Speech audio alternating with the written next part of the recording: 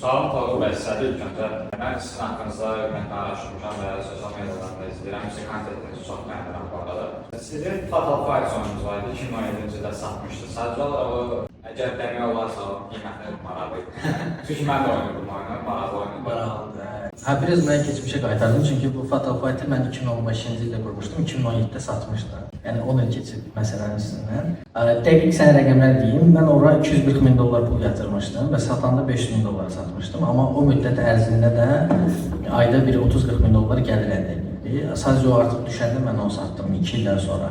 Hal-hazırda mən məsələn təzə xəbər eşitdim, mən çox sevinirəm ki, mən o vaxt başlayanda heç kim oyun qurmurdu və heç komandalar yox idi. Mən onu Sankt-Peterburqda bir komanda qurmaqla eləmişdim.